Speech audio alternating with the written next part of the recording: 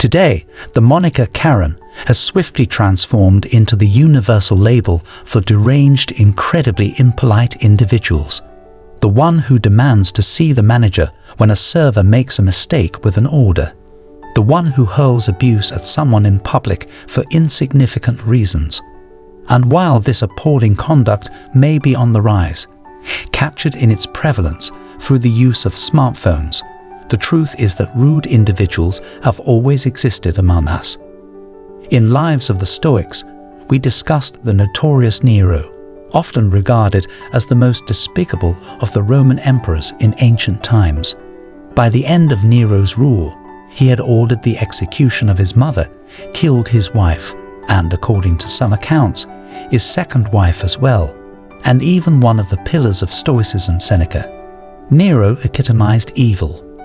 Now, the individuals we encounter on a daily basis may not reach the level of evil that Nero did, but they are little tyrants themselves, striving to control the uncontrollable and mold the world to fit their solipsistic worldview. Is a world without these people possible? Perhaps. Likely. Not in our lifetimes.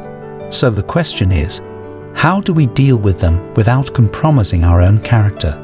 Below, we provide 5 Stoic suggestions for handling the worst kind of people. Give people the benefit of the doubt. I have seen the beauty of good and the ugliness of evil, and have recognized that the wrongdoer has a nature related to my own, wrote Marcus Aurelius. Despite having the power to ban rude people from his presence, Marcus Aurelius chose to approach each day by preparing himself for encounters with them. He reminded himself that his fellow humans were often selfish, rude, and annoying. The goal was to avoid being caught off guard, so he wouldn't react with indignation and shock. There was another aspect to his exercise, taking a few seconds to try to understand and sympathize with those who behaved rudely.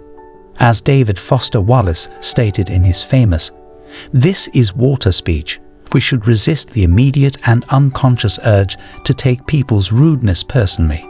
We should not assume that they are deliberately trying to hurt us or act selfishly.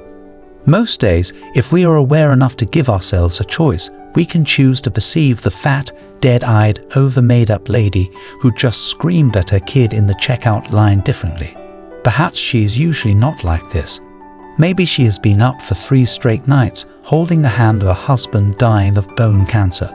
Or perhaps this very lady is the low-wage clerk at the motor vehicle department who, just yesterday, helped resolve a frustrating bureaucratic problem for our spouse through a small act of kindness. It may be unlikely, but it is not impossible. It depends on what we choose to consider. If we are automatically certain that we know what reality is and operate on our default setting, we will likely not consider non-annoying and non-miserable possibilities. However, if we learn how to pay attention, we will realize that there are other options. It will be within our power to experience a crowded, hot, slow, consumer hell type situation, not only as meaningful but as sacred, filled with the same force that made the stars: love, fellowship, the mystical oneness of all things deep down. Think about this when you are stuck in the checkout line today, or when you are caught in traffic, or when someone does something that really upsets you and makes you wonder, what's wrong with this person? You have no idea what their reality is, what they've been through, and how much more empathetic and patient you might be if you did. Or better, if you gave them the benefit of the doubt. This is the best revenge. You don't have to turn this into something. It doesn't have to upset you. Things can't shape our decisions by themselves. Marcus Aurelius. We do not wish to paint the picture that a Stoic simply accepts everything in life. The Stoics were not passive beings. They simply understood how illogical the need to seek revenge is. It's better to take the opposite course, Seneca wrote. Would anyone think it normal to return a kick to a mule or a bite to a dog? When someone hurts us or angers us, that's exactly what we do. That's why when someone insulted Cato, he pretended not to hear it. When someone said something offensive to Epictetus, He told himself that if he got upset, he was as much to blame as they were. He also joked that if they really knew him, they'd be even more critical. When someone attacked Marcus Aurelius's character, he reminded himself, the best revenge is not to be like that. And that's what you must remind yourself of as well. You don't have to have an opinion. You don't have to escalate things. You don't have to stoop to that level. Step outside of yourself. Think of substance in its entirety, of which you have the smallest of shares, and of time in its entirety, of which a brief and momentary span has been assigned to you, and of the works of destiny, and how very small is your part in them. Marcus Aurelius. We've all fallen victim to the heat of the moment. Someone cuts us off on the freeway, or speaks to us rudely, or is just unpleasant to be around. In those moments, we become so angry and emotional that we hardly recognize ourselves in the mirror. We become another person altogether, consumed with the belief that we've been wronged in some way. In these situations, it's helpful to take a step back, to take the view from above. As Marcus Aurelius wrote, the Stoic principle of sympatheia is our best friend in dealing with unpleasant people. It's the idea of seeing the bigger picture. In the heat of the moment, when confronted with a rude person, there's this urge to retaliate or put someone in their place. But it's not us talking, it's our inflated sense of self-importance, and it's not worth compromising our character. Striving for indifference. To live a good life, we have the potential for it. If we learn to be indifferent to what makes no difference. Marcus Aurelius. Emotions hold immense power. It's no wonder that most of us often succumb to them. But the cost of lowering ourselves to another person's level is far greater than if we learn self-control. We frequently speak about control in Stoicism, and it almost invariably relates to managing ourselves rather than other people. In Lives of the Stoics, we recounted the origin tale of Zeno, the founder of the esteemed philosophy we still revere today. Zeno commenced his study of philosophy as a young man under the tutelage of the renowned cynic Crates. Legend has it that after enduring a near-fatal shipwreck, Zeno wandered through the streets of Athens, plagued by anxiety. He constantly fretted over what others thought of him, and Crates knew exactly how to address that.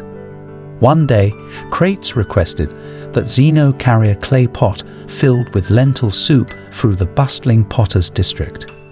Zeno was concerned about attracting attention and tried to conceal the pot beneath his cloak. Crates took notice and promptly approached Zeno, shattered the pot of soup with his staff, and watched as it soaked through Zeno's cloak and undergarments. "Courage, my little Phoenician," said Crates. "It's only a little soup." Seneca would assert that it's obviously better to be rich than poor, tall than short, but the Stoic remained indifferent when fate dealt its hand on the matter, because the Stoic displayed strength in making good of whatever befalls them. This must be in the forefront of our minds whenever we interact with people. Expecting that others will always treat us with respect would invariably lead to disappointment. Instead, we should prepare ourselves for reality. We should, as Marcus once stated, choose to remain unharmed each day. So long as we remain indifferent to what others say, we cannot be harmed. Accepting the inescapability of rude people.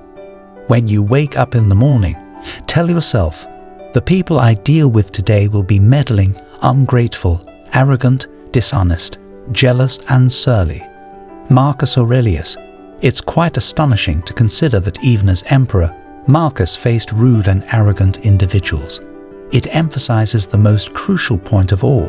Rude people have always existed and are ubiquitous.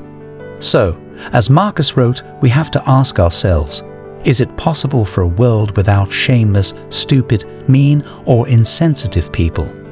No, absolutely not. Then don't ask the impossible, he says. There have to be shameless people in the world. This is one of them. The same for someone vicious or untrustworthy, or with any other defect. Remembering that the entire spectrum has to exist will make you more tolerant of its members. The fundamental truth is this: We must acknowledge the perpetual presence of unpleasant individuals. We must take the high road and respond to rudeness with equanimity and understanding. How deeply wounded must someone be to inflict rudeness on another? How insecure are they to diminish or insult someone they do not even know? This is the mentality we need to embrace. Anything else, seeking revenge, becoming angry, or engaging in conflict, only serves to make the world a worse place. As Stoics, our duty is to do the opposite.